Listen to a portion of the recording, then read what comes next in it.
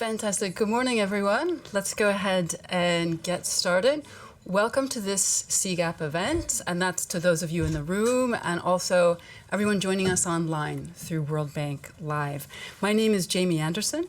I'm leading CGAP's demand-side research with smallholder households, and we're so pleased that you've joined us to launch CGAP's financial diaries with smallholder households and talk about all of our results in Mozambique, Tanzania, and Pakistan. This has been such exciting research for us. As many of you know, CGAP has been working to build the evidence base on smallholder households, and the Smallholder Diaries have really been at the center of this. In fact, these results are the first big chunk of data to come out of our work on financial inclusion with smallholder families. And soon we'll be following this with data from national surveys of smallholder households in a number of countries. That's still to come. For this work, for this very granular data with Smallholder Diaries and the many stories of these farming families, these have been collected over a year, following their lives, the income and the expenses and the ups and the downs, how families bounce back and when they fall short. And it's opened a unique window on the financial and agricultural lives of smallholder households and advanced our understanding of their financial inclusion tremendously. So we're very happy to be at this point with you today where we can share the results and we can talk about the analysis. For those of you in the room, you've already picked up a copy of the executive summary. There's a lot more on the CGAP website, as you can imagine, at cgap.org. You'll also find the full paper, the full research paper, the executive summary as well, and the supporting working papers that go with it. We've also released the data sets associated with this research. You can find those on the World Bank's Microdata Library website. There's the data set for each of the 3 countries in the accompanying user guide as well. And then one more thing to mention, I wanted to give a special shout out as well to the data visualization tool that the CGAP team developed. It's a very user-friendly application that walks you through some of the main figures and charts that come out of the paper. There's a voiceover in 4 different languages that helps explain this immense amount of data that we've collected on smallholder households and financial inclusion. So that's a good introduction to some of the findings of the research as well. All of this you can find again at cgap.org. We have an expert panel with us to share the results today and discuss the findings. And we're also looking forward to a discussion with everyone in the room and those of us who are joined, the people who are joining on World Bank Live as well. Let me introduce our panelists, and then we'll jump right into the results. Daryl Collins and Wijia Ahmed are here from Bankable Frontier Associates. BFA, as you may know, is CGAP's global implementation partner for the Smallholder Diaries. Daryl is managing director of BFA, and of course you know her as co-author of Portfolios of the Poor as well. She has extensive experience in managing financial diaries in Kenya, in India, in South Africa, in Mexico, and now also with smallholder families as part of this research. Wijia is a senior associate at BFA. She leads consumer research designed to better understand the user experience with financial services. Wijia led the Smallholder Diaries overall and specifically the research in Pakistan. So this morning, Daryl and Wijia will be walking us through the methodology and key findings from the Smallholder Diaries. And then we'll open up for a conversation with our other panelists. Henriqueta Ungana is managing partner at ICC Mozambique. And Henriqueta oversaw the research teams working with the Smallholder Diaries families in Mozambique. So she has a very particular perspective on this experience of the research. She also has more than 20 years of experience in financial inclusion and SME development in Mozambique, as well as a number of other countries too. Mwambeki Baregu is head of agriculture and rural finance at the Financial Sector Deepening Trust, Tanzania. He's worked on rural and agricultural finance in a number of organizations, IFC, World Bank, NMB Tanzania. And finally, over at the end, we have Raheel Rasool. He joins us from the State Bank of Pakistan, where he's the Deputy Director of the Development Finance Support Department. His work involves the design and implementation of interventions targeting small-scale farmers and rural enterprises. He's also played a central role in the State Bank of Pakistan's project on socioeconomic regional profiling of different districts in Pakistan. So there's a lot of expertise at the table this morning, and we appreciate very much that everyone's traveled to be here with us. So after reactions and input from our panelists, of course, we look forward to hearing from you, everyone in the room, and then those of you joining on World Bank Live can chat in your questions. I should also mention that you can tweet about this event using the hashtag CGAP Diaries, so that's an option as well. But now let's dig into the results. I'll pass over to Daryl and Wajiha to walk us through the methodology and the main findings.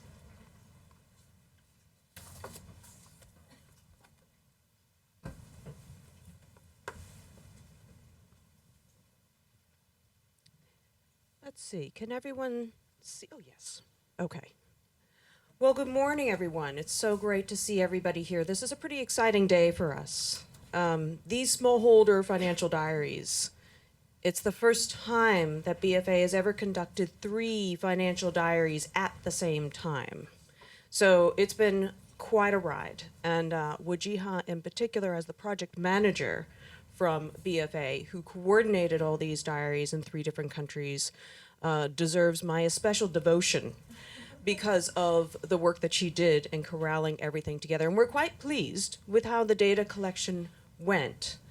Let me tell you a little bit about how we view the lives of the poor and why we think the financial diaries is a helpful tool to begin with, to try to diagnose some of the challenges that we see that the poor face. At BFA, we are often trying to create solutions for the challenges that the poor face. Oftentimes, finance is some sort of part of the challenge, either from a payment perspective or from a savings perspective or from some sort of risk perspective. But in our solution creation process, what we firmly believe in, as with other partners like CGAP, is that we really need to understand, well, what exactly is that challenge? And to be careful not to make any assumptions. And so that's why a method like the financial diaries is a very, very deep method to really understand the lives of the poor through the lens of money, which in a sense defines what their poverty is about. So what we do is we go very deeply into understanding people's financial lives. In each of these 3 countries, we went through a recruitment process where we recruited 90 households in each of the countries that we were looking at. A very small sample, but very, very deep detail. We first go through a series of questionnaires. We ask everything about the household. Sometimes they can't believe some of the questions that we're getting to as we come back time and time again. We ask about every member of the family separately. We ask about their education levels, any disabilities, what they're doing. We move on to income sources. We ask about every income source. You know, not only do you have a regular job, but do you do casual work sometimes? Do you ever get sent remittances from another family member? Do you sell any type of produce? Do you sell anything from your livestock? And then we move into the nitty-gritty of the financial information. And we ask, not only do you have a bank account, but who has a bank account in the household?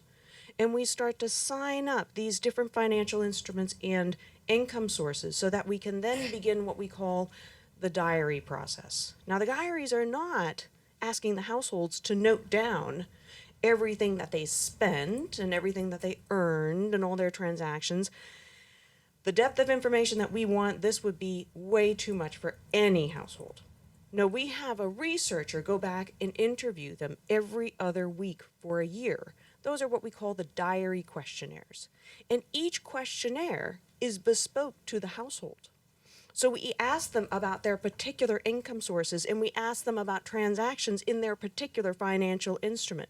So we'll ask them things like, did you save any money in the house last Thursday? How about Friday? Did you take some money out in between? Oh, remember that guy that you borrowed money from last week? Did you pay him back? Oh, only part of it? Okay. Then we can start rolling the questionnaire through to the next week and ask them specifically about all their transactions.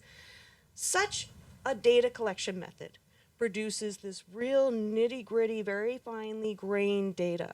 And you can actually see the sizes of transactions, how people bought bread every single day for a small amount, and where they bought it, where people saved, what their transactions were in and out of the house, who they borrowed from, how quickly they paid back, whether they paid back partially, whether they never paid back at all.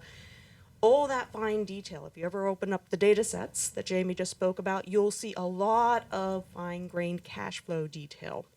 Small samples, but it's very difficult to find that type of fine-grained data about the lives of poor people. So we feel it's a good data set to work with to triangulate our picture of what low-income people need. So we go through this initial process of signing up all of the different cash flows that households may have.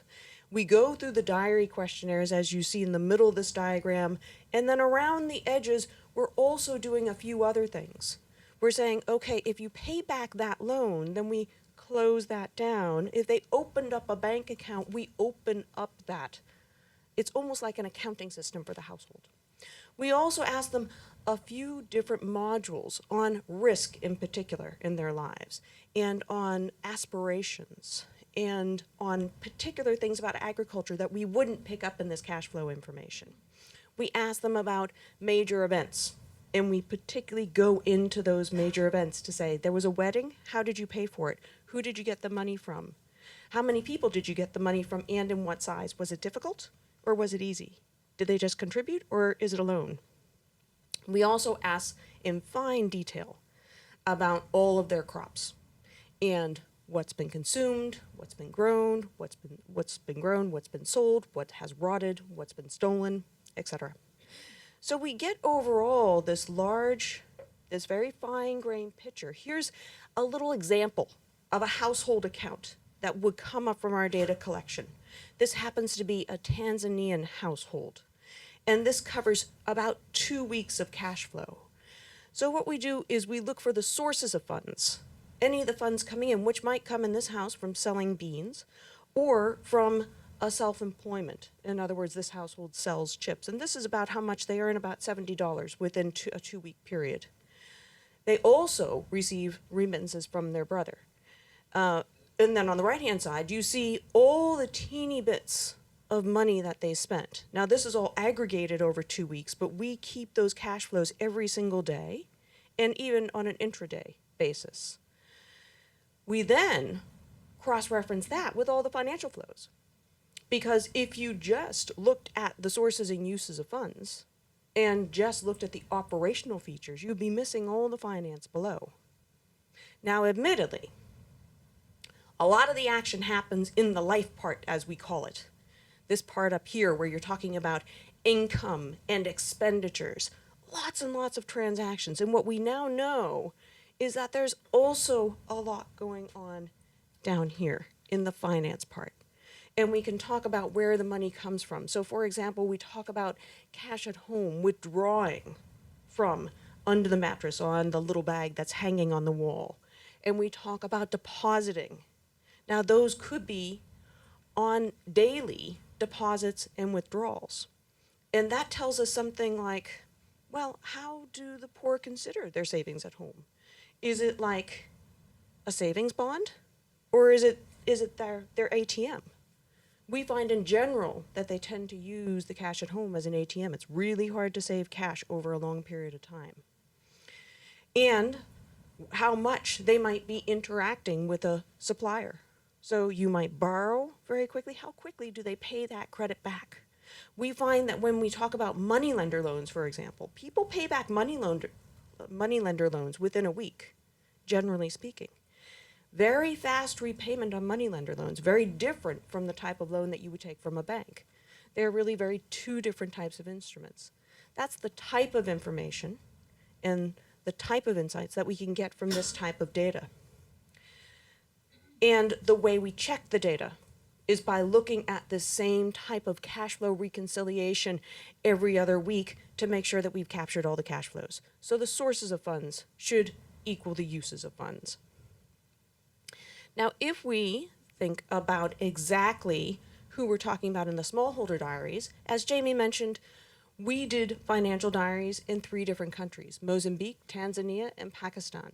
In Mozambique, we were way up north, very rural households, very poor.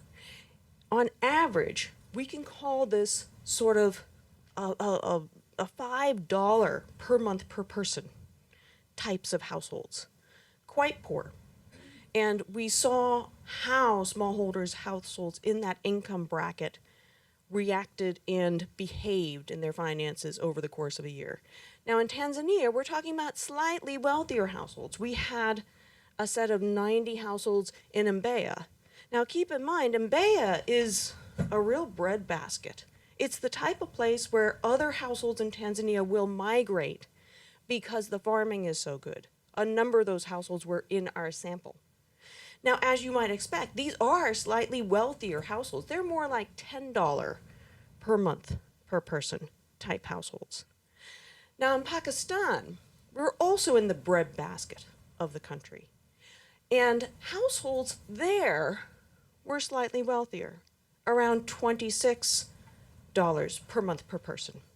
So wealthier households, but you're going to see that they were just as constrained. They were much more productive in their farming, much more committed in their farming, but their hands were really very tied to the financial arrangements that they had to make that production work. So those were the types of households that we were looking at. Now, one of the main things that was driving our thinking, I mean, we know from looking at the financial lives of the poor that when you really want to understand how the poor manage their money, the first thing you need to do is look at where's their income coming from and what is the regularity, size, etc. of that income.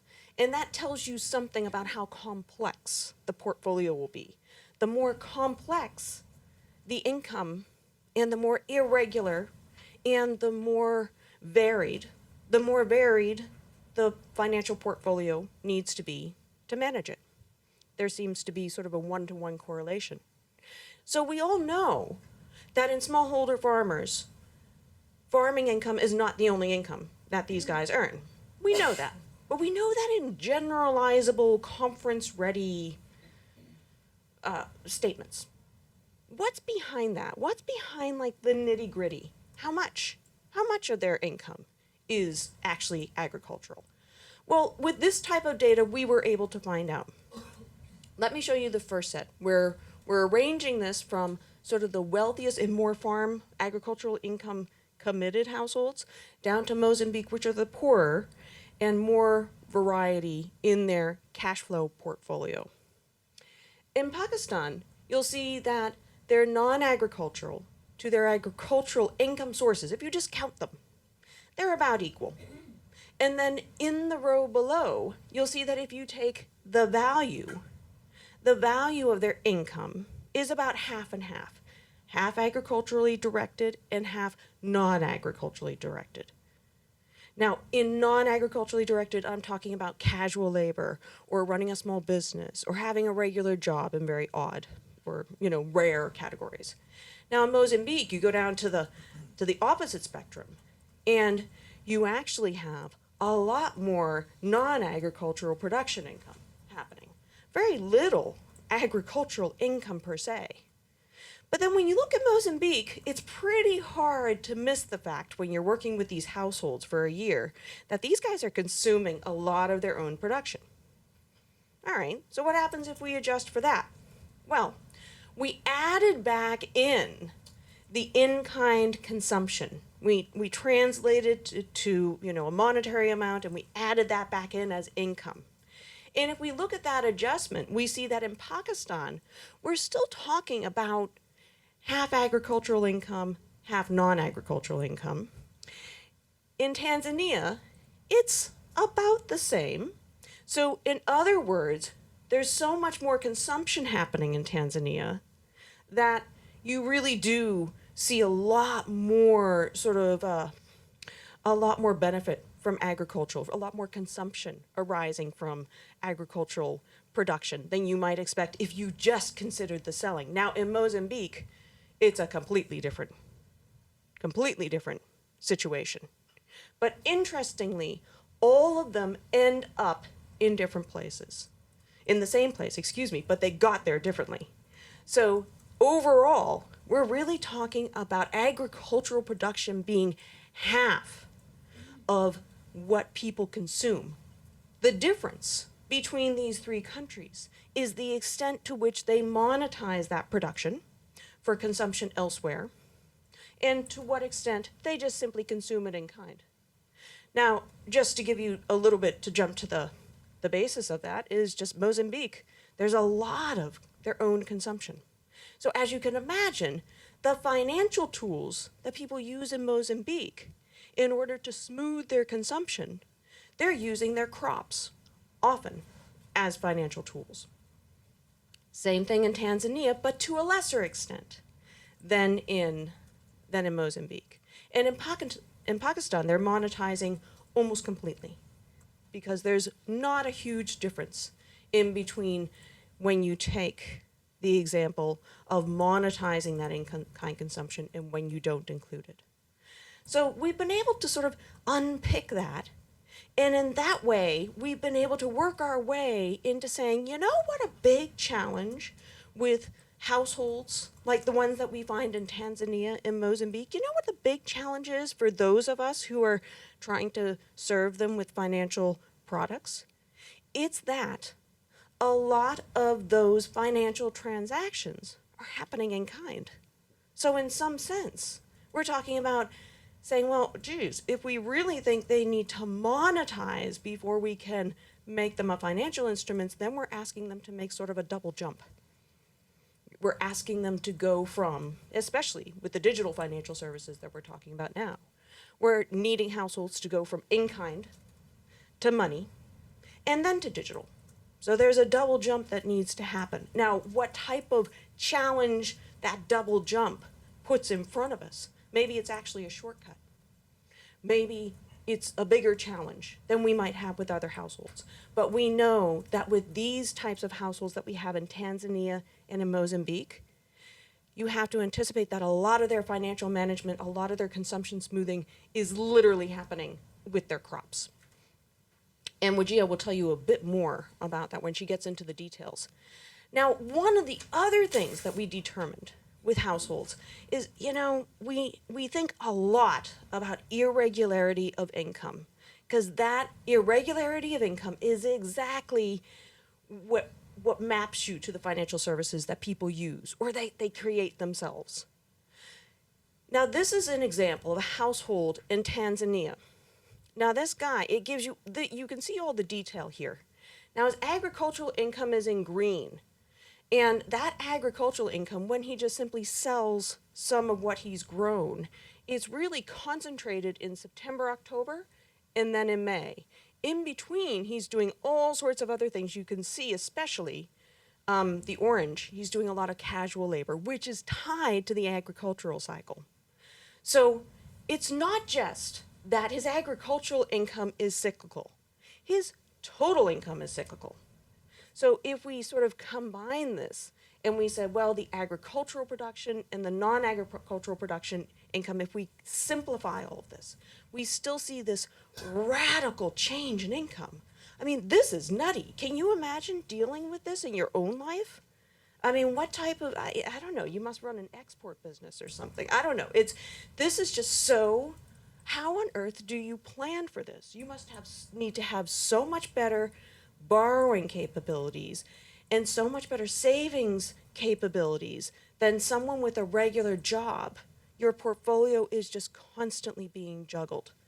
And that's exactly what we see from this irregularity. It translates into significant income volatility. Let me show you how this chart works. So we have Mozambique on the left, Tanzania, Pakistan here. The light blue line shows you the agricultural production income volatility. That's the month by month percent change. And then we sort of normalize it so that we can compare all of the countries against each other. So here's the agricultural volatility, here's the non-agricultural volatility, and then here's the total income volatility. What the non-agricultural income does, those little businesses and the casual labor and every now and then a regular job, is it dampens that volatility. But you know what? What we don't show up here is when we think about what this looks like compared to other financial diaries that we've done, this is really significantly higher than, for example, Kenyan financial diaries, especially in the urban areas. Their equivalent number is about 50%. So look at Mozambique, where you have quite dampened volatility because they don't sell a lot of their product. So their income, if you don't count in-kind consumption, is not quite as high as the other. Look at Pakistan. Pakistan, I mean, you're comparing a normal low-income household living in an urban area, has a lot of volatility in their life, right? Because they're doing casual work or they're having a small business. We find in our other data that that's about a 50% income volatility. Pakistan, these farmers in Pakistan have a 200% income volatility. These guys are massively whipping their money back and forth and paving their way to as even consumption as they possibly can. And that's another big challenge. Income volatility, how the heck do we manage to get under that and provide the types of financial services that exactly help them to not only keep their farming production up, but to help them keep their lives and their other goals intact. So let me hand over now to Wajiha, who will take you a bit under the surface and tell you a bit more about the details of these households. Thanks, Daryl. Can you guys hear me okay? All right, great. I will stick to the podium. Okay, just a little bit more detail on the sample overview. Daryl went over it a little bit, but I wanted to go over the agricultural profile of each of the samples. We'll start with Mozambique and Nampula. As you can see, there's pretty limited usage of agricultural inputs like pesticides and fertilizer. Only 4% of the families in our sample, for example, use fertilizer. Only 2% of the household had access to irrigation, and that was really just some families that were able to channel some water from a local river. But the majority of families in the sample really depended on rain agriculture. In Tanzania, the situation is a bit in the middle. About 50% of the households have used chemical pesticides in their farming, and about 64% used fertilizer, and 27% had access to irrigation. Pakistan, we were in the south of the Punjab province in Bahawalnagar, and there was universal access of pesticides and fertilizer, and that's pretty common in the province in general. We were working in 2 villages there. One had access to a canal 6 months out of the year, and the other had no access to the canal at all and depended primarily on diesel tube wells. And so you can see that 83% of the families in the sample used diesel tube wells at some point to irrigate their land. So it just gives you a sense of going all the way from the left, where you have a really non-commercialized sample in Nampula, all the way to the right in Pakistan, where there's heavy usage of agricultural inputs. So we'll just jump right into the high-level results. We won't be able to go over everything that's in the paper, but these are just some of the more interesting findings that came about. To follow up on Daryl's point about volatility, we just talk a little bit more about what that means for Mozambique. And as you can see, there is, if you look at the red circle from the end of December to March, that's what corresponds to the hunger season in Nampula. And as you can see, if you look at net income and expenses, so net income is the light blue line and expenses are the dark blue line. They do reach their lowest during the hunger season. And what's probably really striking to you is that in this sample, expenses tend to mirror income. So when income is high, expenses kind of shoot up a little bit. When income is low, expenses are lower. And what that really points to, and we'll talk about later, is that the families in this sample really had a very thin scattering of financial instruments. And so it was really, really difficult for them to close that gap and to smooth their consumption. So an interesting thing about the Nampula province, we kind of explored this hunger season more in depth. Everybody calls it the hunger season, but we really wanted to find out what was actually going on. And so if we turn to the next slide, something that really struck us was, like Daryl said, not only did we capture cash flows, but we also captured major events that happened to the families during the year. And when we recorded incidences of families needing to go to the doctor but not being able to afford it, what we find is that actually jumps during the hunger season. Incidences of hunger, they jump up a little bit, but not as much as what we would have expected.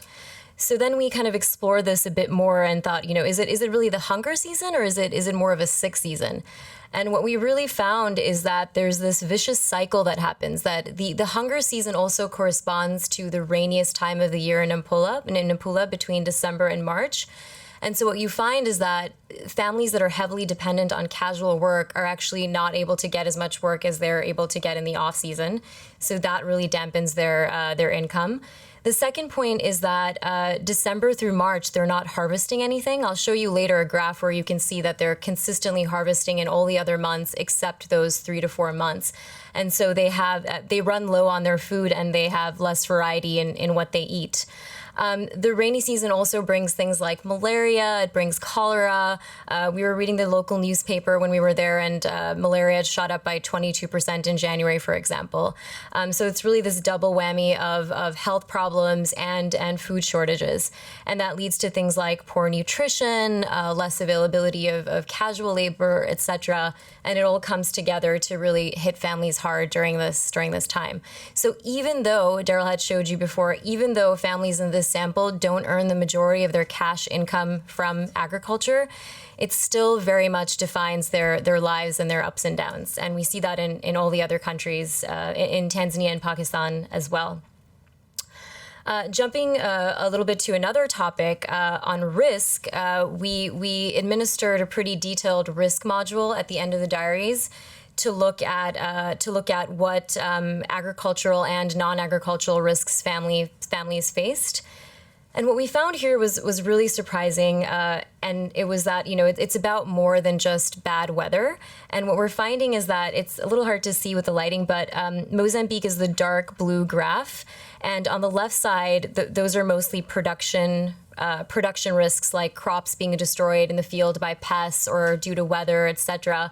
And then as we move to the right of the graph, that's when we ask families more about market risks. For example, price of inputs increasing, or the price that you thought you were going to get for your crops actually decreased. And what we find is that the Mozambicans, the non-commercial households in our sample, actually face more production risks than anything else. And the Pakistanis, because they're plugged into a tighter value chain, actually deal with market risks more than they deal with any type of production risks. So, for example, about more than 60% of families in the Mozambican sample had part of their crop destroyed by pests in storage. So that's a pretty significant figure. But in Pakistan, on the flip side, almost universally, families had to deal with the price on the market decreasing for their crops unexpectedly, as well as the price of inputs increasing as well. In fact, right after we left the diaries, as you guys probably follow the global commodities market, but the price of rice globally fell pretty significantly, and the farmers in our sample earned about 50% less than they thought they were going to earn. So they're quite susceptible to these types of market risks in a way that the Mozambicans are not. Tanzania, being again the sample being a bit in the middle, deals with both of these risks. So getting to the heart of the findings, we really found that there were two factors that helped us make sense of how we should place these smallholder families along a spectrum that might help providers and policymakers think about how to better serve them. And I'll talk about the first one, which was the level of sales and storage that Daryl alluded to, but how commercialized are these families and what's their access to storage? So in the Mozambique sample, you can see that the majority of households are consuming what they produce. So on average, it's about 68% of what they produce is eaten by the family. In Tanzania, the number drops significantly to 18%, and in Pakistan, it's almost 13%. So that was one of the variables that we used to think about these families. In terms of place of selling, again, Mozambique, very little, Nampula, very little selling. In Tanzania, any selling that took place was with village agents, informal village agents, and some people were able to sell directly to the market. In Pakistan, however, there was a pretty sophisticated system of selling. So pretty much all families sold to agricultural middlemen known as arthis. And I'll keep using this term arthis again. But these arthis were plugged into a pretty sophisticated value chain, starting from local village sellers all the way to informal arthis. Then on top of that, formal arthis who are then connected to brokers and mills and factories and so on. And we'll talk a little bit more about that later. In terms of crop storage, in the Mozambique and Tanzania sample, people are primarily just storing their crops at home in simple bags. And that kind of partly explains the high number of issues that the Mozambican sample had with their sample. And in Pakistan, the families had access to tin and aluminum, so you saw less spoilage and less issues with pests. So what we really thought when we put this all together was that the degree of monetization and basically how much monetization happens and how quickly it happens really tells us a lot. So at the bottom, we have the Mozambique sample with a really non-monetized sample focused on consumption, all the way to the Pakistan sample where you really have rapid monetization and the majority of it is monetized. So just to give you a sense of what this means, I'll just go over Pakistan and Mozambique quickly. So in Mozambique, this is the average value of crops harvested, sold, and consumed for the households in our sample. And as you can see, the dotted red line is how much they're selling throughout the year. And it's pretty low when you compare it to how much they're harvesting. The harvesting is the light blue line. So again, like I said, you can see the harvesting pretty much goes down to almost zero during the hunger season, between December and March, and then picks up in the rest of the months. What's interesting here, though, is that families are actually able to maintain a smooth level of consumption of their own crops, however, throughout the whole year. So they're really, really focused on growing as many crops as possible. On average, the families grew about 6 crops compared to just two or three in Pakistan and Tanzania. So they're really consuming it, but they're unable to do much else with it. They aren't able to sell their crops when they need cash, for example. If you compare this to Pakistan, all the way on the other end of the spectrum, with 2 major harvests during the year, you have a completely different picture. So the first harvest takes place with the rice and cotton harvest around October, and the second one takes place around April and May with the wheat harvest. And what you find here is quite the opposite. So the families here are pretty much selling the majority of what they produce almost right away, the dotted red line again. And if you look at the solid yellow line on the bottom, they're consuming much less comparatively of what they produce. And what's going on here is that these farmers are borrowing money from inputs on credit from arthis, and these are pretty expensive inputs. We'll show you a figure later so you can get a sense of how much these cost. And then when post-harvest time comes, they are actually made to sell these crops right away to the arthis. So they're really not able to take advantage of price arbitrage at all, and we'll talk a little bit about that later. But that's why you see this really tight selling of production right after harvest. The second factor, so that was monetization. The second factor that helped us think about smallholders was their degree of the breadth of their financial portfolio. And so there were a few variables that we used to help us define that. And the first was just the number of financial instruments that households had. The Mozambicans had 3 household financial tools on average, and that's pretty low because we're including everything from savings under the mattress to saving in your drawer. So those would be considered 2 separate financial tools, for example. So 3 is quite low. It jumps up a lot when you get to Tanzania and Pakistan, where on average families have, at the median, families have 12 in Tanzania and 18 in Pakistan. And in Pakistan in particular, the portfolio is quite credit heavy. Families have at the median 14 credit instruments that they rely on. This could be anything from the Arthis, borrowing from friends and family, having lines of credit open at the store, etc.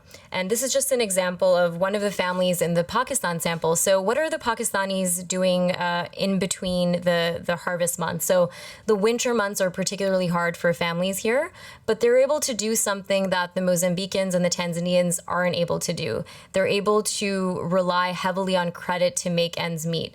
So if you look here, between December and about February, this family, the Bhatti family, is relying pretty extensively on credit at the store, and they actually had credit open with about 10 different stores. So everything from the sabzi vegetable seller to the butcher to a clothing store to an input supplier, etc.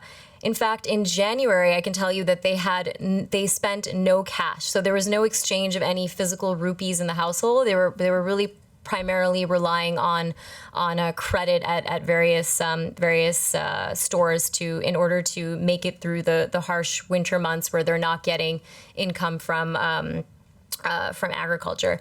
And then you can see in July, right before the rice harvest, when they have a lot of input expenditures, they're relying mostly on Arthi credit and borrowing from friends and family. So it's really interesting to see what they're able to do with the credit options that they have.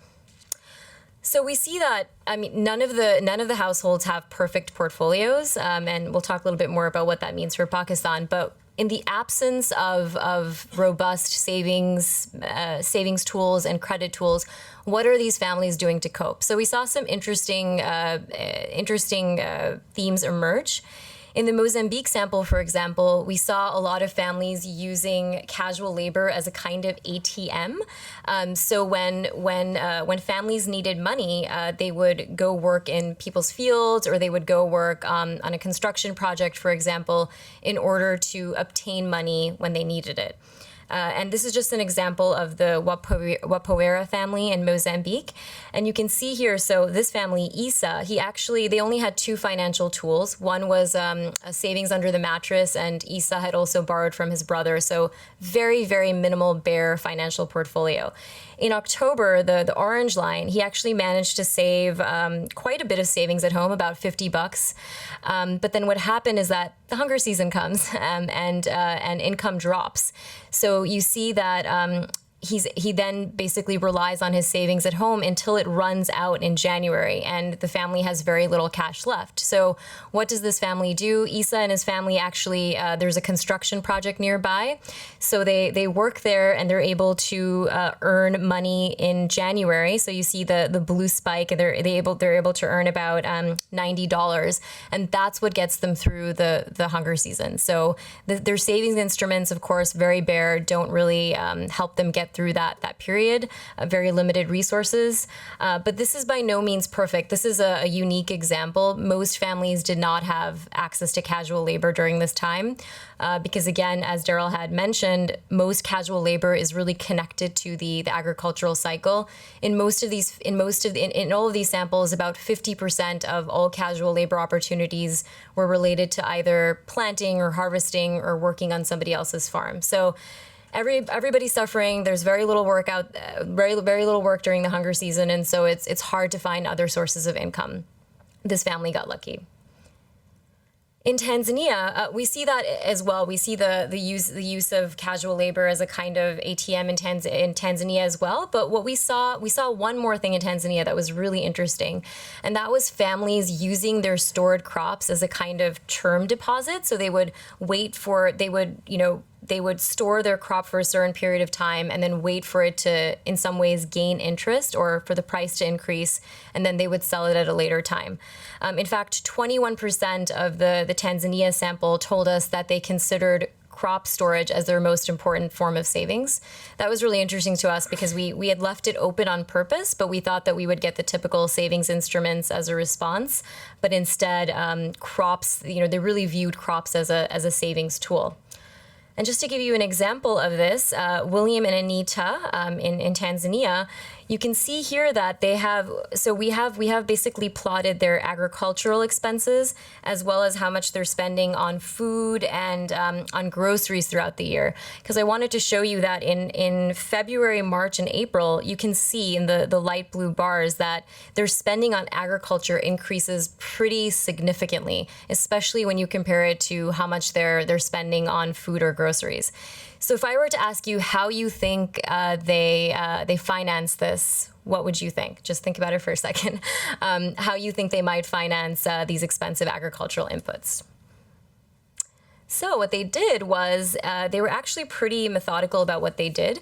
They sold potatoes in January, and they sold about $171 worth, and they set that money aside on purpose because they knew that in February, March, and April, they would have to spend approximately the same amount on things like, I'm not sure if you guys can see it, but on things like paying for labor on the farm and other inputs. And so they were actually using the money that they set aside from selling crops to finance agricultural input expenditures that they knew were coming up. But, and this is a quote directly from William, he says, I have enough plots, but I don't have enough capital to invest in all the plots I have. If I could have more capital, I would have gotten more out of my farm. So this is clearly not the best strategy for him to put aside money from selling crops and use it on expensive inputs. It's not the best strategy for him, and it's not enough credit or not enough. He doesn't have as deep of a financial portfolio as he wishes he would have in order to maximize production from his farm. And so let's just talk a little bit about the Pakistani sample, because they were a bit different in the sense that they were able to smooth their consumption, unlike the sample in Mozambique and Tanzania. And so you might be tempted to think that everything is rosy with them, but it's actually not. And that's because they were really forced to pay these arthis right away after the harvest. And we have a quote here from one of our farmers, and this was pretty much an opinion that was prevailing across across the whole sample there. But after we cut the crop, we sell it right away. We have to return the credit to the arthi. Because of this helplessness, or majburi in Punjabi, I have to sell.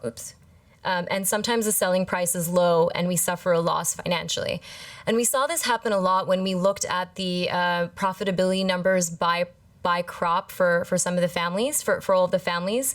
And we saw that there were families that actually, even though they spent a significant amount on inputs for a crop like rice, for example, sometimes in the end, when they sold the money to after they sold the crops to the arthi, they actually suffered a financial loss. So when you compared how much they spent on inputs versus the revenues that they made, they actually came out with a net loss. And so farmers were really frustrated with their experiences. And there were some families that actually, there were just 3 or 4 that were able to circumvent the arthi, and then they were able to store some of their crop, sell it later on, like a month later, and make significantly more than their neighbors. Why do people keep returning to the arthi, even though, the arthi charges about 21 to 25% interest over a 6-month period, which is a pretty high APR if you calculate it.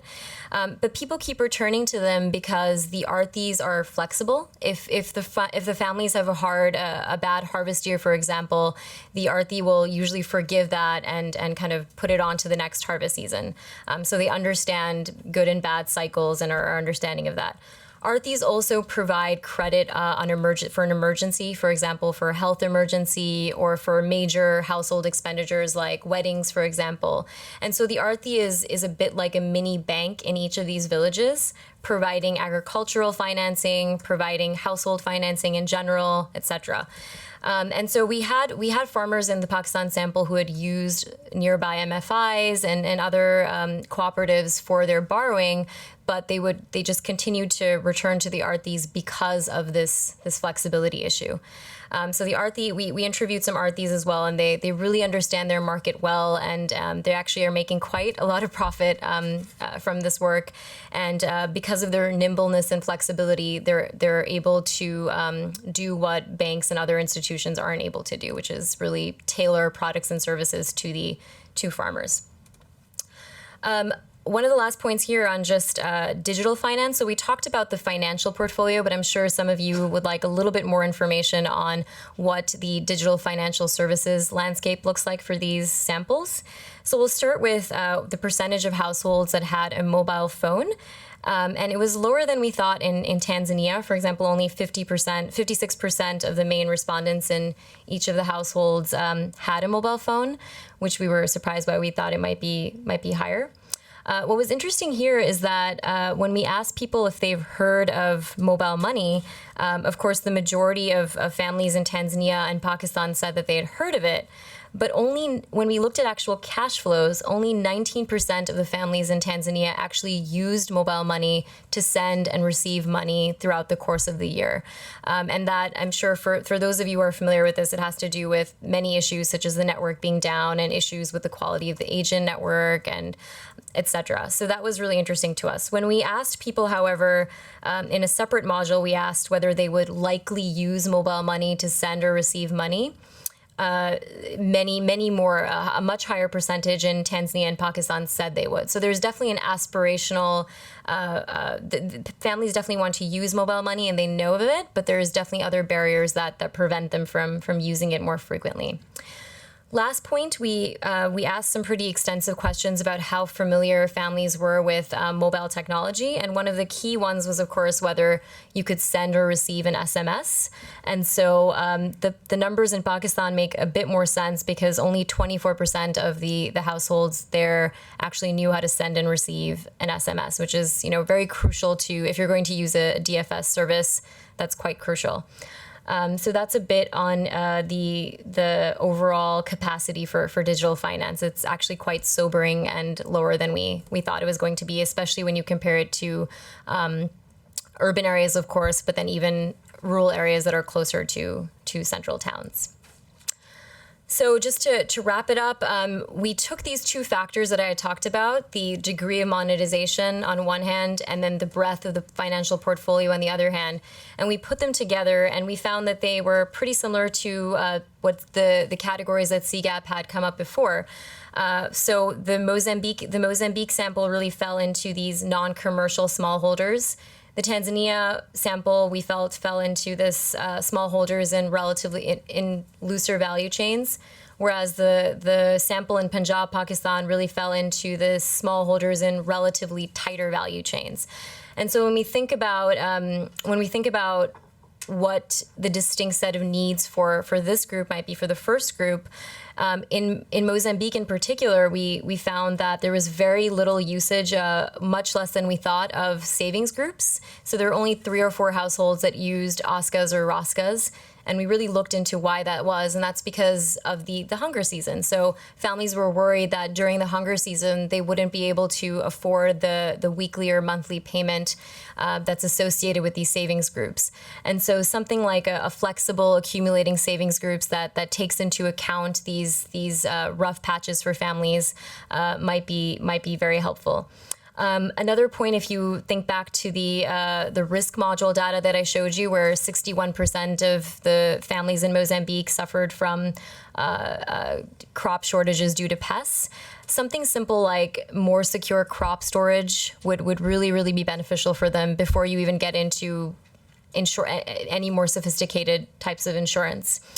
And then as we saw with the Wapera family, if there's a better way to store and stretch the small amounts that they're earning throughout the year to form a sort of safety net during the hunger season, that would be really helpful as well.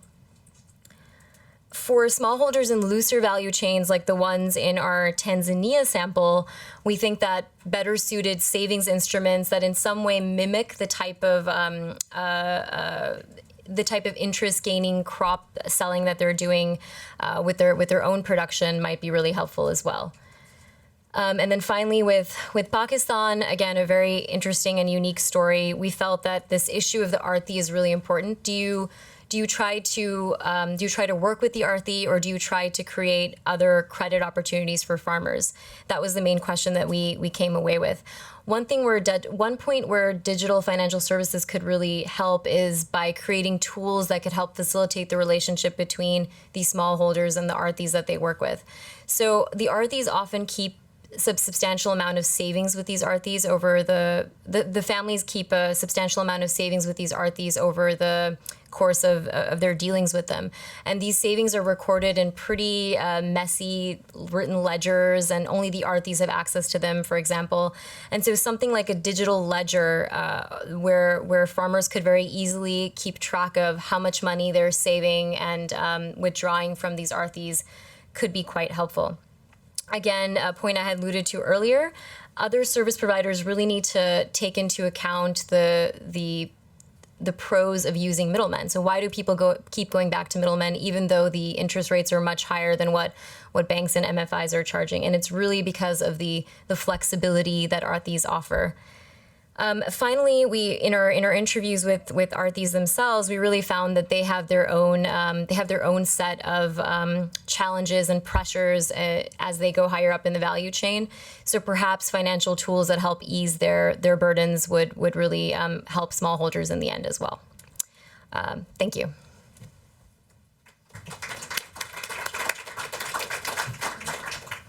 Thanks a lot. Thanks to Daryl and Wajiha for giving us this snapshot. And you can see there's so much rich information that's come out of these diaries. We're just scratching the surface, and there's much more for you to explore in the papers on our website.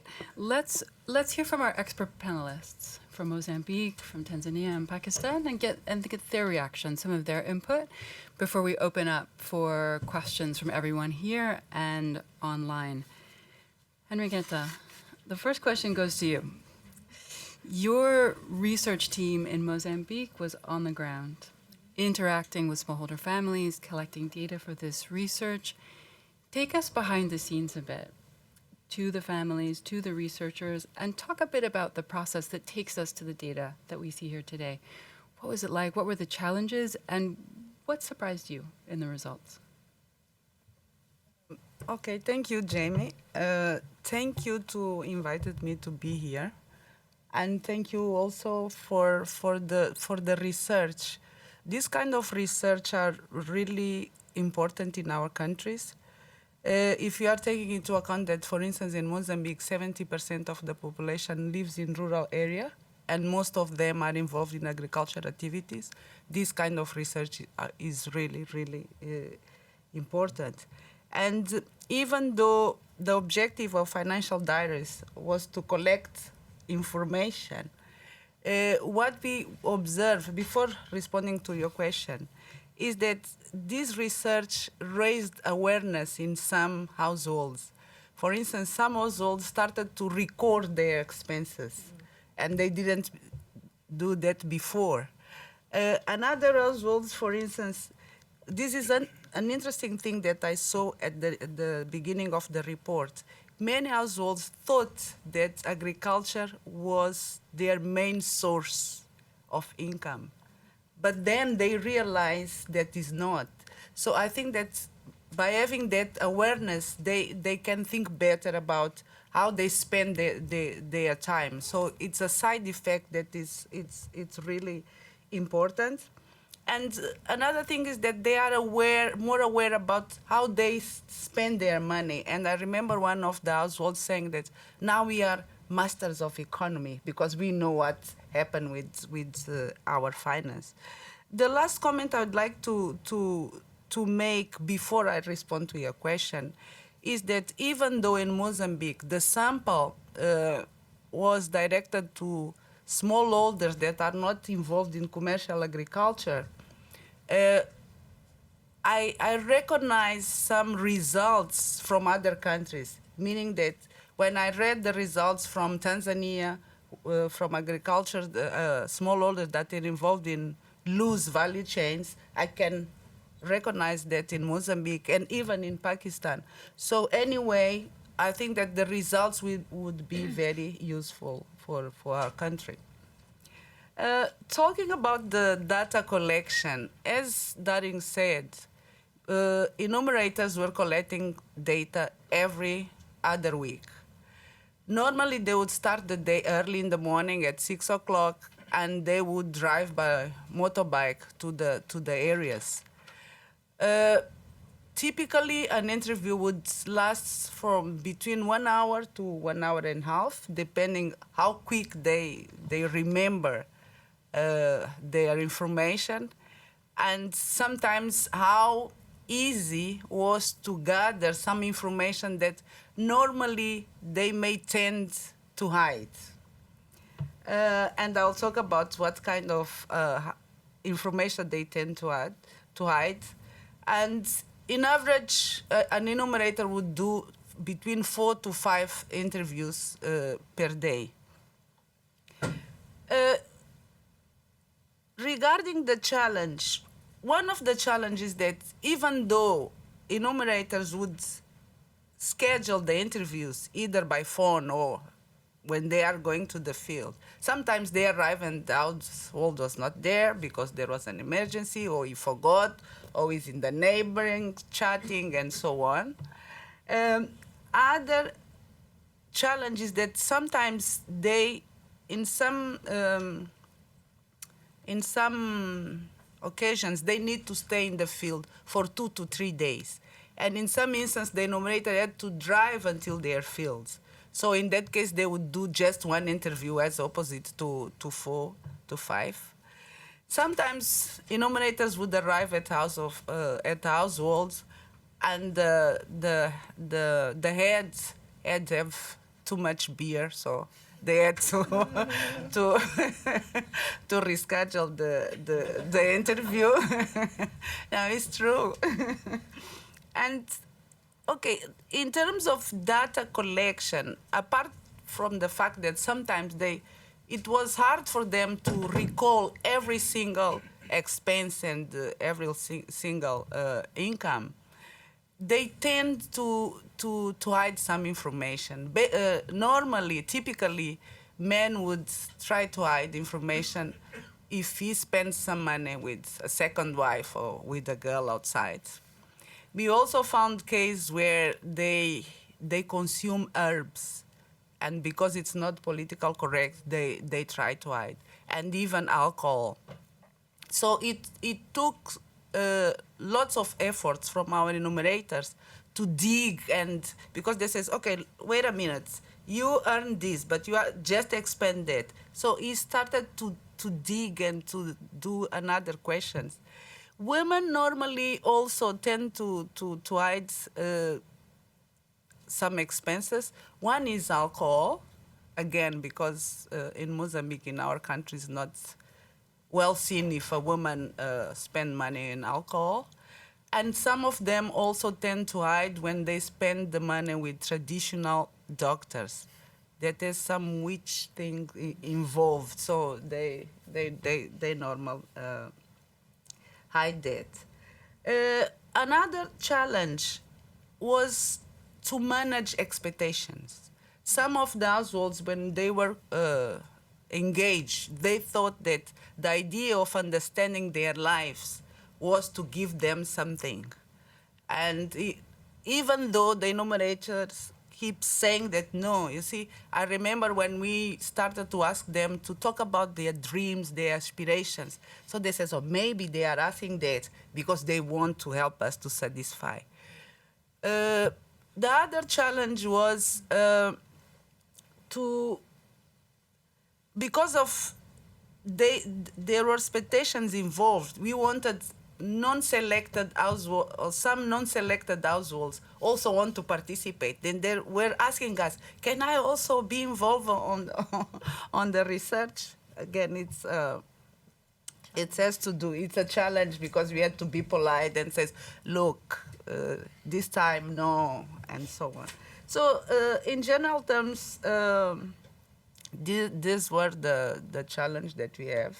Last point, enumerators, we had 3 enumerators. 2 of them, they are bachelors in agriculture-related issues, and they had lots of experience in research. Yeah, that's all for now. Great, thanks, Enriqueta. Mwambeki, we'd like to hear from you specifically on digital finance and the Smallholder Diaries sample in Tanzania. East Africa is the epicenter of mobile money, and hopes are so high for digital financial solutions. So going back to the data that Wajiha was just presenting, it was a bit surprising that the use of mobile money was so low among the sample in Tanzania. What was your reaction to that? How did you understand those numbers, and what do you think would drive the use of digital financial solutions among smallholders in Tanzania? Do you see opportunities on the horizon? Yeah, thank you, Jamie, and thanks for inviting me here. Just to add some context to that, for those of you who may not know Tanzania, Mbeya is, in terms of regions in Tanzania, it's relatively better off to some extent. It has population density is a bit is larger. It's more dense. It's even education's a bit better. So. And even their opportunities, because it's in the highlands, as you said. Daryl mentioned it's a breadbasket. So this is an area where you'd expect actually higher usage of digital finance. So as far as that would definitely, I mean, if that's what we see here, that means nationwide it should probably be lower, especially if you don't count the major urban areas. So it's, I think it's a sobering reality to some extent. So I think the expectations sometimes are huge, but I think, but at the same time, I think from this research, I think the opportunity is still very much there. Why do we see the numbers as we see them now? I think the challenges in agriculture are still very present, regardless of some of the achievements that have been made. I mean, I think the issues of markets, as we saw, it's not very tight value chains, which means the degree of linkages to markets and transactions are not that structured. So I think that the level of informality is still a big challenge, and ways that you address these informalities are beyond the agriculture. A lot of it is infrastructure, energy, and roads, and education. There's a lot of other initiatives that have to be in place for that to pick up. But nonetheless, for me, it's still a very big opportunity area. As far as the opportunities that come to change some of the dynamics of rural finance, I think digital financial services has a huge opportunity, particularly in Tanzania. I think even though you had 19% that used it, you also showed 68% understood how to use it, and 74% is willing to use. So I think that speaks to the opportunities as far as people know. And one of the things I like to say is that there was no massive, because we like to say consumer education. All this knowledge came about without any sort of government-led education on how to use mobile financial services. So this awareness grew with the market. So it's definitely, it's now capital that is sitting out there that I think, as you sort of mentioned, now we need to figure out what sort of products could ride on it. I think we assume, well, we say digital, but what you're also saying is just probably transfers and payments that has been done. The question is whether or not we can now design the sort of products that can ride on these rails, where 68% say they understand it and 74% say they're willing to use it. I think now that becomes a second level of engagement that we have to look at. One thing that so for me, I think, even at FSDT now, so the way we're looking at agriculture is two levels. One part on the ag side, we're just trying to do more deepening, enable the kind of financing that can bring about more capex. So, the sort of agriculture infrastructure, the sort of the financing that can help develop agriculture infrastructure. That's one area we're really putting efforts on. But the other area is just innovating the rural finance side. So that requires, and basically reducing the transaction costs involved in rural financial transactions. And that will leverage a lot on digital financial services.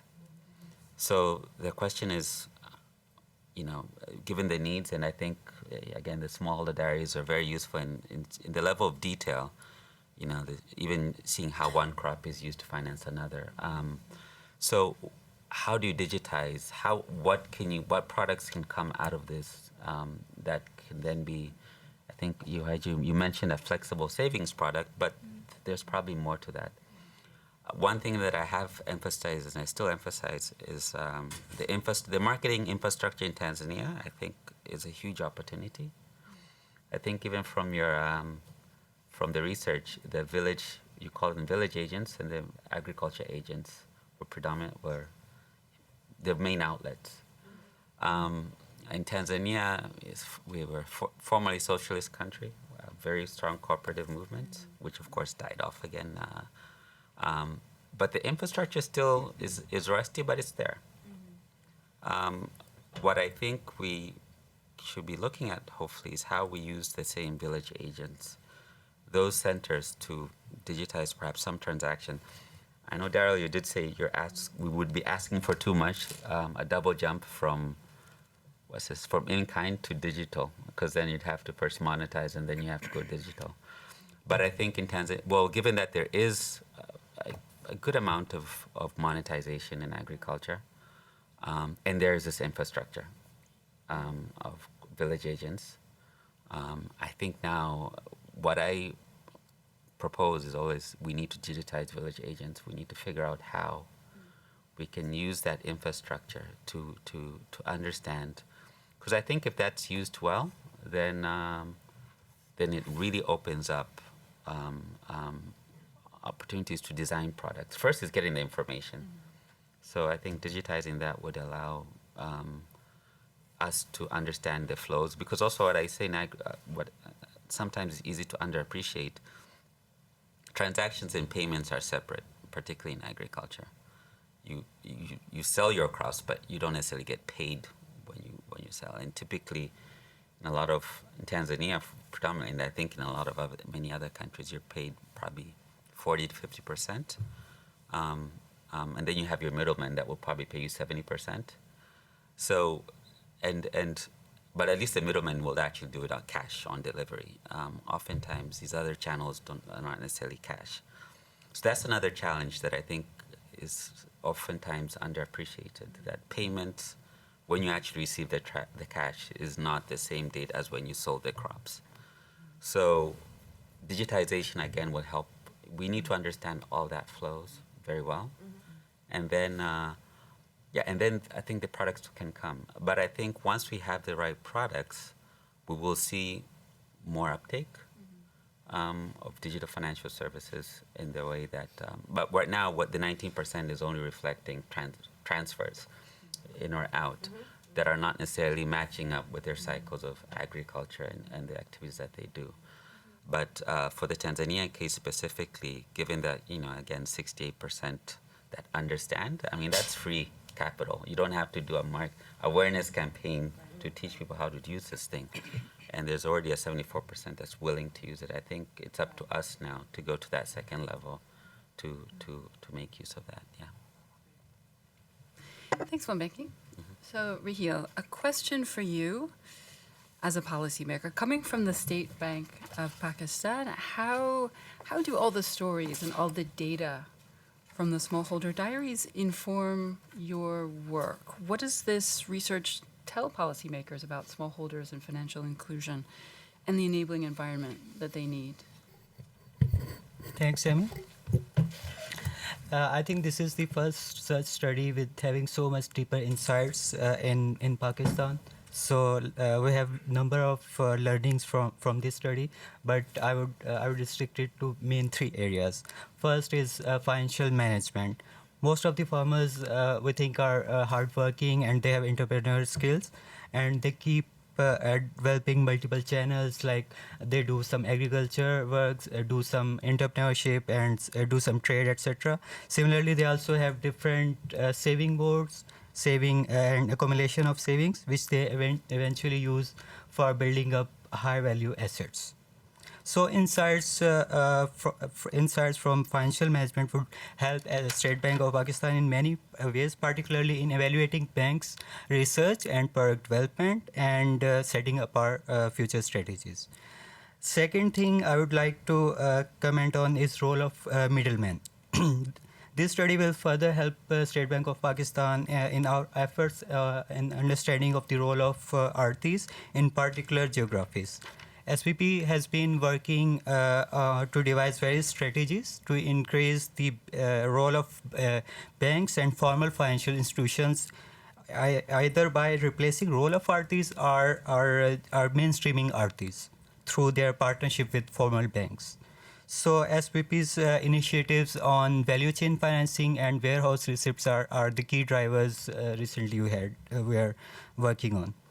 Other things, financial service providers will have to build flexibility and proximity to compete with these middlemen RTs.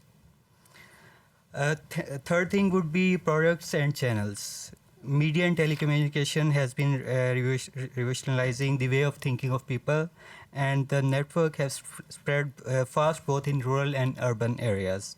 Public-private sectors are using aggressively these channels for awareness and marketing. Especially banks are forefront in their telemarketing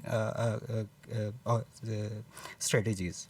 According to a latest study, Pakistan stands at top in South Asia for the use of mobile phone channels for financial transactions. So these channels are partnering with small shops, rural, urban, and remote areas, especially for low-income customers as a touch point. Using these insights, I think we would be better able to identify the gaps in availability of financial infrastructure and banking products for small farmers. The other thing I would like to comment on is the timing of this study. We have been working on our National Financial Inclusion Strategy, and it was launched in 2015, which sets very ambitious targets of reaching to up to 50% of adult population to have transaction accounts, and reach out to 25% of women to have transaction accounts from current 3% level.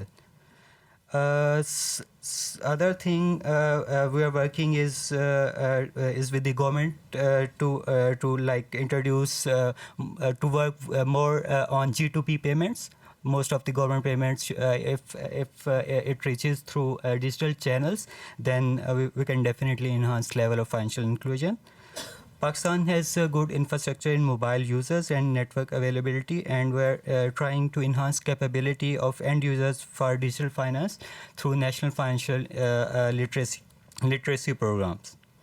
As per our NFIS, SPP is also going to have geomapping of the access points, which is going to be instrumental for designing specific interventions.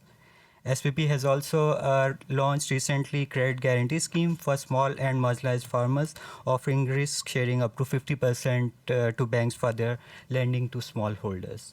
So finally, I would like to say that financial aspect is only one part of the quality of life of the poor. So which is definitely very important. But breaking poverty trap would require a commitment from all concerned stakeholders. Thank you. Thanks, Raheel. So now we're going to open up and take some questions. We have some questions that we've already gotten from everyone online through the World Bank Live. We're going to start with two of those. If you have a question in the room, if you could go to one of the standing mics, and then after we do this round, then we'll take a round of questions from everyone here. So just hang tight. So we have two questions to start out with. The first one is from Tegan from GSMA M Agri, and they're asking if you can expand on the use of the diaries methods. How representative are they, and what do we do with the results? How can we expand the results? So this is one question. And then we've had a couple of different questions about Mozambique and the hunger season. And one of them from either Ray or Roy from World Bank Live was asking, why aren't farmers planning for this? If they know that this difficult time of year is coming, how can they plan in advance? Mm-hmm. So first, Daryl Mujia, do you want to take the first one about the methods and how representative? Okay, so just to respond to the first question from the GSMA about are the financial diaries representative? And the answer very, very shortly is no. No, not at all. We can't, these sample sizes of 90 households, we have to be so careful. I mean, even in Kenya where we had 300 households and from 5 different areas, we had to be really careful that we didn't even try. That sample size is too low to even try to talk about representativity. So that's not the type of study that this really is. In many ways, although this type of study gathers lots and lots of numbers, and in that way it's quantitative, the sampling strategy is more qualitative. So in many ways, what we try to do in the financial diaries is look for a population that is of key consideration of the types of households that we're most interested in each country. And then in those different types of villages, we then try to stretch out and draw some of the wealthier households in that village, some of the poorer, and then some of them in the middle. And if there are different crops, we try to draw from those different crops. That's a more qualitative way of sampling, where you're sort of sampling at the edges of reality rather than representing. So then what does that mean that we do with this? Well, where this richness really comes in is that we know with an enormous amount of precision about these households, what they spend, when they receive, exactly what happens. And in that way, we can most clearly pinpoint what exactly is the struggle that they're dealing with. So the type of insight, for example, that Wajia will talk more about, recognizing that it's not that these households in Mozambique are not eating during the hunger season. It's that there's no cash and they're getting sick and they're not spending on doctors. That's the type of insight that we're dealing with. Another one, which I think is really interesting that we should dig into a bit more, is the profitability, for example. We know in Tanzania that there isn't a lot of credit and there's a certain amount of input spending, but not a lot. And we know these profitability numbers with such precision that we could actually maybe do some back of the envelope simulations where we might say to each other, well, how much credit would they need, to really make the type of input investment? How much credit are we talking about here? Because that credit might be available. It might be a matter of facilitating or clearing some sort of blockage behind that profitability. So that's the type of very fine-grained, precise diagnostic of the problem that this type of data helps us work our way into. Let me turn over to Wajia to answer that second question. So the question of, this shouldn't be surprising to anyone really, but in all 3 samples in Mozambique, Tanzania, and Pakistan, we administered a financial flows module in the beginning of the diary study just to ask general questions about families' perceptions of which months are the hardest for them, both financially and nutritionally. And again, not surprisingly, because families know their lives and their finances really well, they had pinpointed exactly the months that they had said were the hardest for them. When we went back at the end of the year and looked at the cash flows, those were in most cases exactly the months when they experienced the most hardship. So they very much do know that the months between the harvests are the hardest for them financially and nutritionally. Why aren't they able to cope? Well, in Mozambique, there's 2 reasons. One is very, very limited income opportunities, and the second is the very, very thin financial portfolio that we went over earlier. And just to bring this a bit to life, I'll talk about one of the families in the Mozambique sample. Her name was Alina, and she basically sold kabanga. Did I say it right, Hangita? Yes. It's a local beer that you make, and a lot of actually women sell it as a form of income. And so she was selling this throughout the year, but then right when December hit, because income is just lower in the village in general, because people aren't harvesting and people aren't, because of the rain, there are less casual work opportunities, people stopped buying kabanga from her. So from December to March, she lost that source of income. The only other source of income she had was from a pension, an old age pension that she was receiving, but that came intermittently. So actually in January and February, the government didn't send it to her.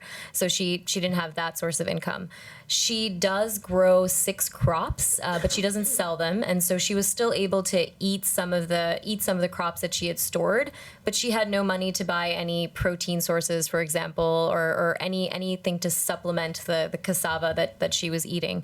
And you know, there are a number of other issues that happened to her that I won't go into. But she went hungry between January and February, and it was because income opportunities are limited, but also because she had no financial savings nest or anything to really help her get through that difficult month. And we see that in the Tanzania and Pakistan sample as well, that the months between the harvests are very difficult for people. And when we ask them, you know, what is the reason behind your financial hardship, or what is the reason behind your nutritional issues? And the top 3 or 4 reasons in every country related to agriculture. Things like, I'm waiting for the harvest to come. I have very high agricultural expenses during these months, for example. And so again, it really brought home the point to us that, you know, why should we care about smallholders? We should care about them because farming actually affects their lives. And so even though most of their income doesn't come from farming, they are at the mercy of really the cyclicality of the farming cycle. So they know when these hardships will come, but they just don't have the financial tools or the income sources to cope. Can I add? Yeah, I think that we have to look at the sample. In this case, we are saying that the average income per person per month is $5.5 US. It's very low. So this is one thing. Another thing is that most of them grow crops to sustain themselves. However, the storage conditions are not good, and we saw that 61% says that their crops are destroying during the storage product. So in this kind of environment, even if you are aware that you will suffer, the capacity for you to plan, it's really limited.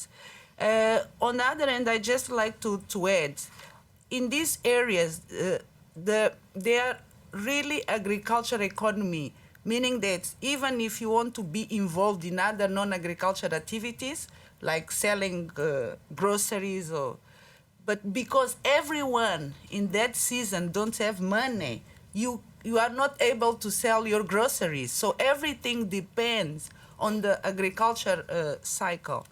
Then going to the strategies to cope, one thing that is important to mention is that we have in Mozambique the roscas, what we call shitik. But that phenomenon is more strong in the south. In the north, is not that common. So there are some ASCAS promoters that are working in Nampula province. But strangely, in that area, there are not many, because even though they are having low income, some of them could save even $1 for week. But again, they don't, because it's not a traditional thing, and they are not being served by ASCAS promoters, then their saving capacity is limited. So it's easy to say, okay, you have to plan, but it's a different thing if you can afford to do that. And if you have tools in the toolbox. Mobeki Rahil, did you want to come in on this? Just, I think as far as just a bit of, I think there's still a lot of translation that this is an opportunity, the way I see this. So I think it requires different levels of translation and scaling. So for example, when I think of Mbeya and understand Mbeya and the climate and the people, I know perhaps there are 3 other areas that this may apply. I think that's the sort of mindset we need to have. But of course, the challenge here is that you need different people too. So the local context, you have very different levels of translation that will allow you to scale it but to at least, or in other words, to say they are, I think the data is still representative. But I think that unpacking has to be done carefully by people who understand the context. But not to discount, I think the importance of understanding, I think the data is very important, and I think it could be used quite representatively, as long as someone understands the local context and the climates well. I think it could be used. So let's not discount it in that way. Yeah. I would like to add, I think context is also very important in this case. For example, if it's Pakistan, where people are like integrated in loose value chains, and they have opportunities to borrow and save, and like they have better income, so they can manage their funds more better. They can plan. But if it's context for Mozambique is where income level is very low, so it would be very difficult for people to plan, and like they wouldn't be able to do much. Thank you.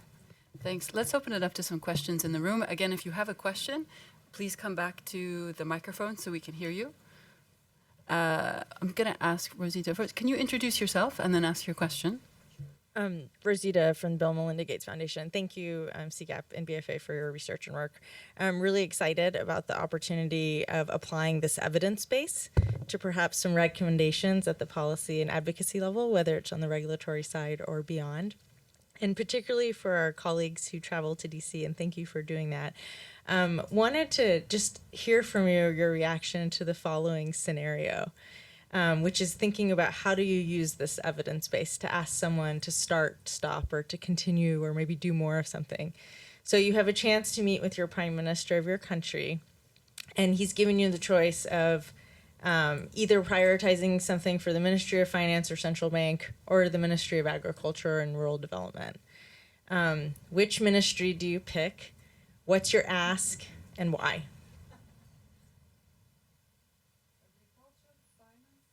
It's basically either do you come at it from the finance problems side of it, or do you approach it from agriculture, and why? Great question. Thanks, Rosita. Michael, let's take your question, and then we'll go to the panel. Can you introduce yourself, please? Michael Tarazi from CGAP. Again, thank you very much for this, and this is kind of exciting to see this come to fruition. My question's around what is the impact of the diaries on the actual financial behavior of the diaries participants, if anything?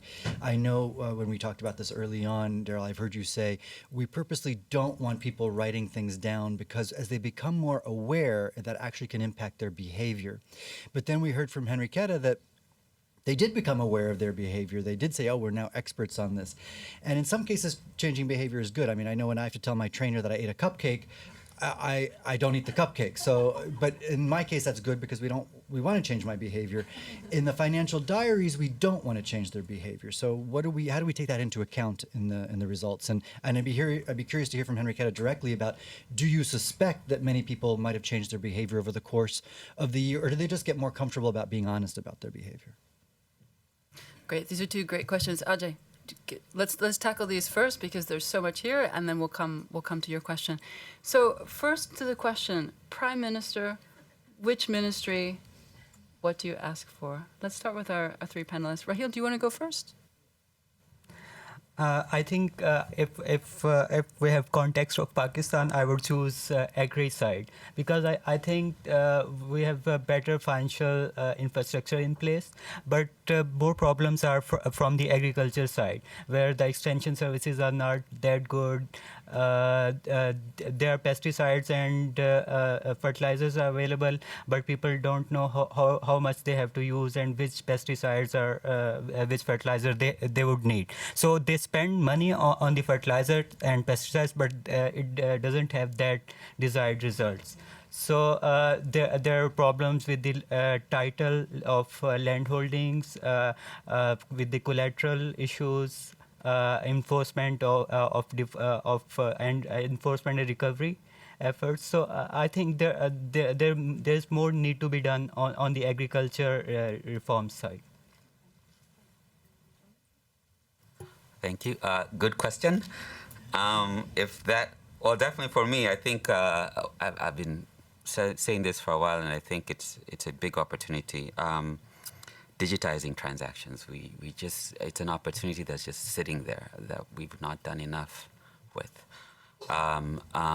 Especially for Tanzania, where they had the infrastructure is there, their marketing infrastructure is there. It was once very live and kicking. Now it's dormant, but it still exists, and it's good to see that even this research still show the agents, the village agents, the village agriculture agents as the main centers for agriculture marketing. And my belief is strong marketing is a good signal for the production, everything else. So if the marketing is strong, then even the productivity issues are easier to fix, I think, along the way. So with the Prime Minister, definitely the Ministry of Marketing, is at least for Tanzania, the way it works.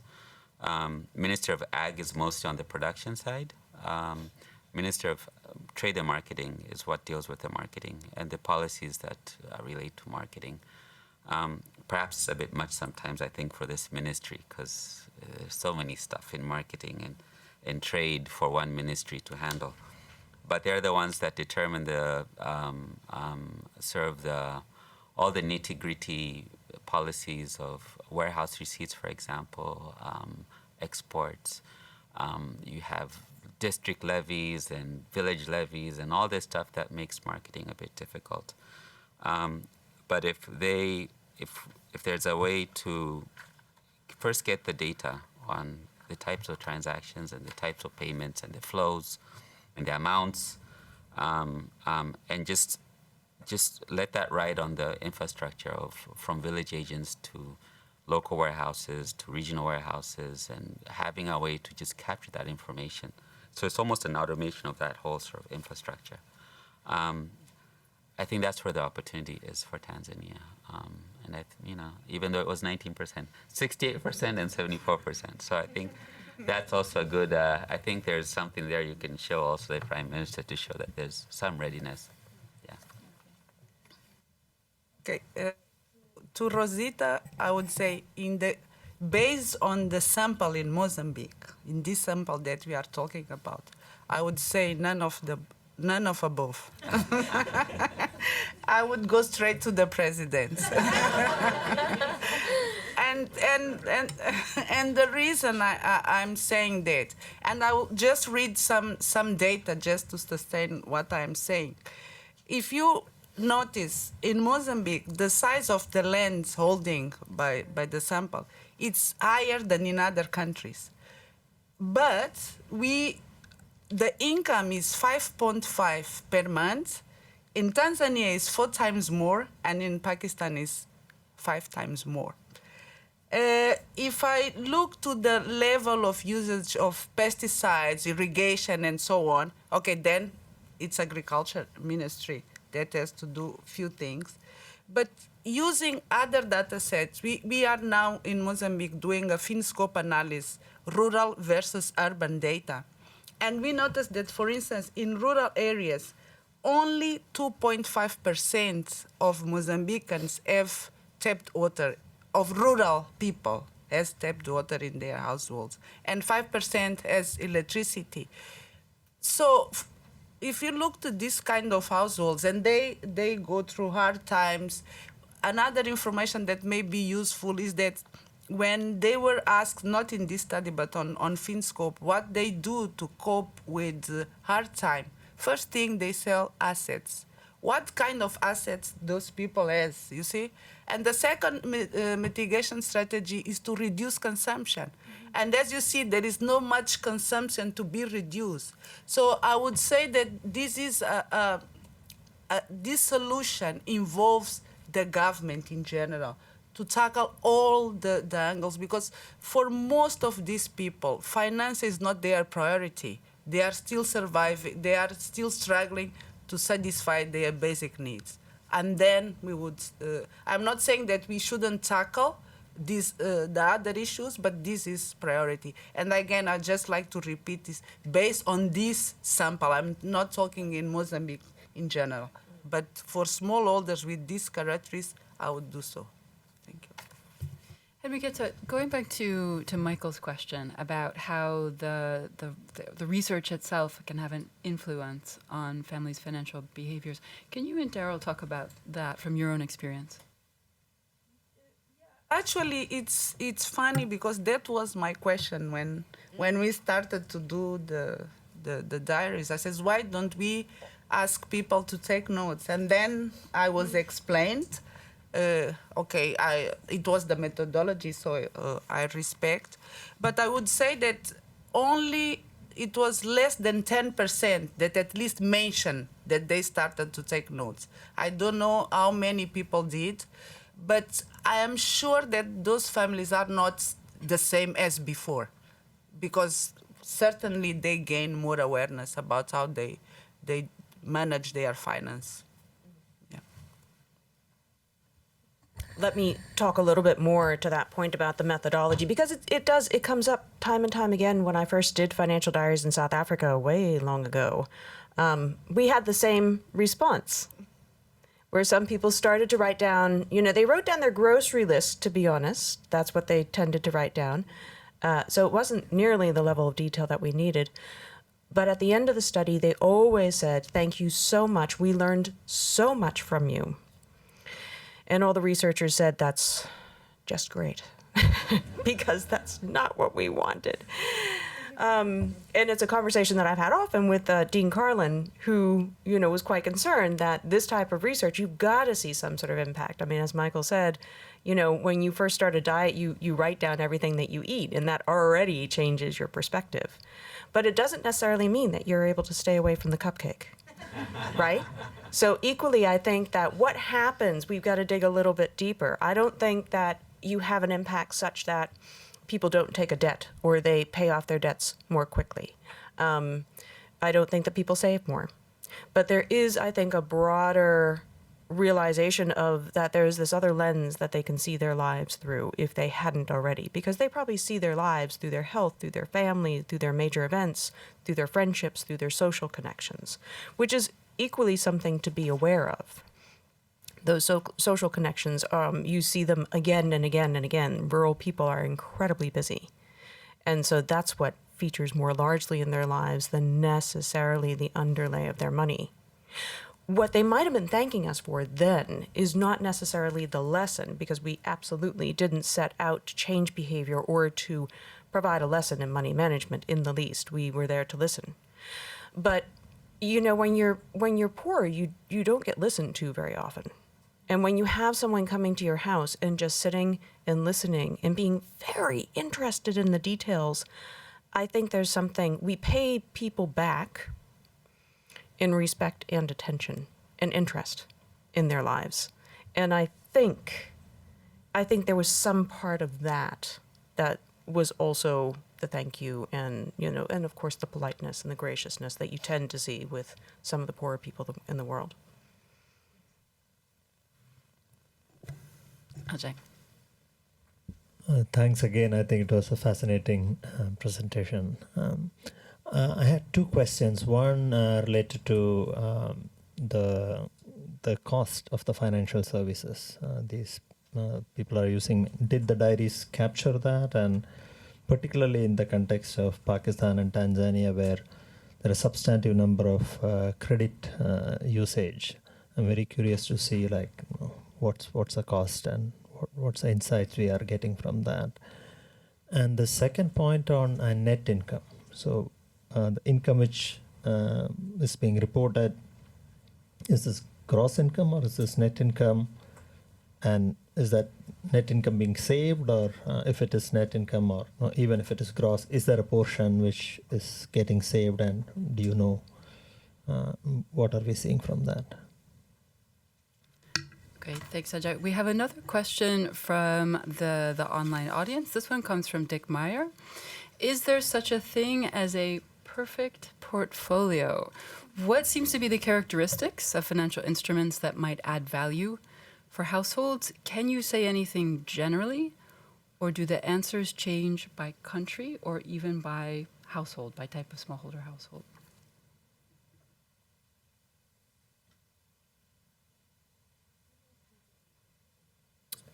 Sure, yeah, I'll take the easier of the three questions, or I'll give you the hardest one. Just to quickly, Ajay's question about net income. So we include, we for net income, we basically calculate it by taking revenues and subtracting expenditures, which really only takes place with two income sources, so agricultural income and any type of self-employment or a small business that you have on the side. Those are income sources where you usually have associated expenses, and so those are subtracted out of revenues to get a net income for all the incomes. The question about interest rates is really interesting, and we do have that data by household level. So for Pakistan, it was interesting. Like I said, the ARTHIs were charging between 21 and 25% to be repaid in every 6 months. MFIs, the families that had borrowed from MFIs, they were charging between 8 and 12%.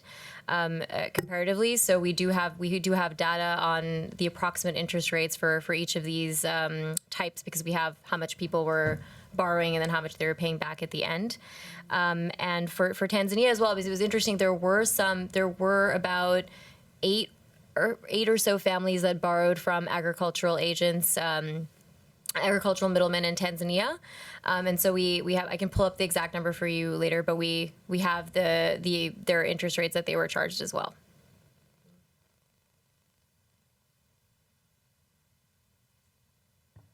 And on other costs of financial instruments, you know, the cost of traveling and the cost of deposit and what have you, and all that type of thing, we didn't have too many formal financial instruments, so not a lot of bank accounts, so not a lot of costs on the sort of depositing side that we can really point to, which is very different to our rural samples and financial diaries, where we usually do keep very careful track of that. We do know the location of all these transactions, which usually did take place in the neighborhood, so they'd be a walking distance. It normally wouldn't be a bus or what have you. So the transaction cost per se, that's why we're sort of going back to this, you know, the interest rate would really be the major cost. Interestingly, also in Tanzania, you know, those socialist structures, it was very interesting to still see there were these structures that look a lot like an ASCA, but they had existed since independence. And they had been so well funded at this point that they just became a lending machine, and people no longer deposited into that particular sort of group community ASCA. And a number of our households took loans from that sort of community ASCA, and I think the interest rate there was about 10% per annum or so. Yeah, so that's sort of the cost. Was there? Mm.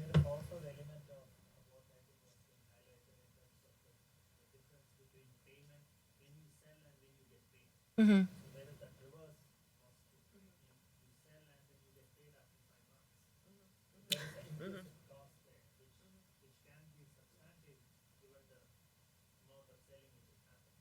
Yeah, so in Pakistan, you sell to the Arthi, but what happens is that, and I'm sure Raheel knows this inside out, but there's, so with the Arthis will take all their crops from all their farmers, go to a kind of auction house, and then sell their crops. And so it's only after they sell their aggregate crops and they find out what price they get, et cetera, then they pay the farmers back.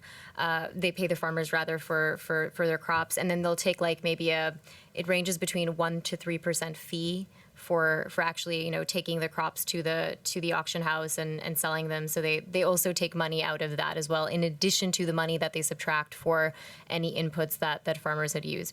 What's interesting, just a very quick point, what's interesting is that we did record interest rates, but what was more fascinating for us was just the views of formal finance, which we didn't really get to talk about it too much in the paper because it's already so long.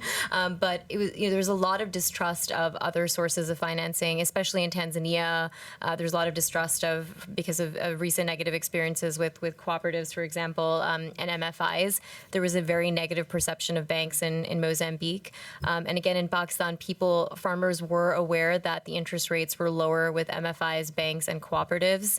And they were not 100%, of course, pleased with the Arthis, but they kept returning to them for for issues like flexibility and being able to quickly get loans, and not having to give things like collateral or land deeds and things like that. So interest was interesting, but it didn't necessarily emerge as the primary factor that families took into account when they were deciding where to borrow from or what to engage with.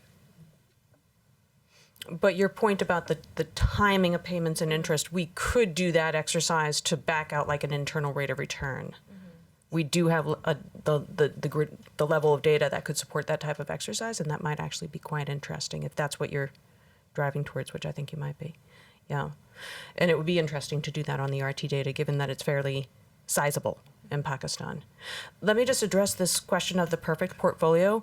I mean, it's a really interesting question. This has come up many times, and as a sort of a formal financial person, I've wondered about it time and time again. And it's something that every now and then, especially when we talk about the financial diaries, we have this sense of like, what should we be aiming towards? What is the perfect portfolio? And I don't think actually, so far, the exercise hasn't been that fruitful because it's very difficult to define the perfect portfolio, even in certain contexts and even in certain situations. Because what you tend to end up backing down into is wanting a financial instrument for every single purpose that the household needs to deal with. But then financial instruments could be interchangeable. For example, if you have something that happens to a household, you could use your savings or you could borrow, or you're probably going to use a couple different places of savings and you're probably going to borrow from a couple different places. So you can't do a one-on-one mapping between the instrument and the need, because it just doesn't look that way. People will get the money where they need to and make that sort of balancing equation. So you can't create like a perfect stock and bond portfolio the same way that you would in personal finance. And it's a bummer because it would be really, really helpful if we could. We could say, here's a perfect portfolio. Let's get everyone to here. And that would be so much easier for all of us. But it just doesn't seem to be that tractable. What I have come to, I feel like over the years, where I haven't known whether should portfolios be more purpose-built, or should they just simply be broader? And unfortunately, I feel like in all the financial diaries that we've seen, I do think that the directionality is that people need more choices for more potential instruments. So more choices are better. We're very, very far away from that behavioral economics phenomenon where people get overloaded. We're not there with financial choices in low-income people. That's not a problem yet. We're a long way away from that. So more choices, more opportunities, more types and frames and maturities and durations and different levels of interest rates and different ways of paying back, that will amalgamate into a portfolio that people can use and structure in a way that they can use best. Unfortunately, that also means that the cost of those financial instruments need to be driven down. And in that way, we, as we all know, moving into digital financial services lowers the cost of transactions, lowers the cost of providing these financial services, makes a broader portfolio possible. So I think that that's where the demand and the supply sort of meet together. Great. Any more input on the perfect portfolio? Becky? I mean, I think, as she said, I think it's important to also the context, how much, because with the smallholders, and particularly in Tanzania, for example, they have to carry so much of the risks themselves. The government tries to intervene where it can, but it's very imperfect. I'm sure some of you have heard of the food bans, the export bans that have occurred in the past that just crippled the farmers that produced excess were in the south, and the food scarcity was in the north, and there was actually no way of getting the food up north anyways. The infrastructure is so poor. And the market to sell the extra maize was actually further south in Zambia. So here was a bumper harvest, very good prices, but it was banned to sell. So the smallholders carry a lot of risk. So that portfolio would, including these risks of marketing and government intervention, and I'm sure Tanzania is not unique, where the government tends to be quite interventionist, in, whether it's through inputs or through markets and prices. So that bears into the portfolio that the smallholder will have to carry. So that will differ from other countries where some of these risks are carried by the government. So I think it's important to also take that into consideration. The amount of risks and responsibility that the household has to carry for itself will determine the kind of portfolio that they will have vis-a-vis if there are some assurances in their production and their other risks, then that portfolio will be quite different. So I think just a bit of context to keep in mind when we talk about portfolio. I think context is very important because financial service providers have to have a business case for provision of financial services. Even if for digital financial services, there has to be some scalability. There has to be access and availability of the network, and they should know, and MFIs should know that they can operate profitability with profitability in that area. So context is very important. So if I have to limit it, the perfect portfolio, it would be digital financial services, especially in case of what we saw sample from Pakistan, where there is a reasonable income and good density and a good mobile usage. So digital financial services could work there. Enriqueta, the last word to you. Nothing to do with this, can I say? Okay. No, I would say finally that I feel a bit sad, maybe it's not the term, because when we were involved in these financial diaries, I thought that we would have data to make a business case for financial institutions to be involved in agriculture credit. But because our sample was for smallholders that are not involved in value chain, so I don't have the elements to do that. But as I said, the report gives lots of insights, and I don't believe that some of the challenge that smallholders in Tanzania and Pakistan are facing are completely different. So we will analyze the data carefully. We will not forget the context, and we will see what we can take from that to start to make a business case. Great. Thank you. Great, thanks. Thanks, and thanks to everyone who's traveled to be with us here today. Thanks to all of our panelists for adding to this discussion and bringing to the table their expertise. Thanks to everyone in the room for joining us today, and all of the participants at World Bank Live. Again, for more information, for all of the papers, the data visualization, the data sets, you can go to CGAP's website, cgap.org. Thanks very much.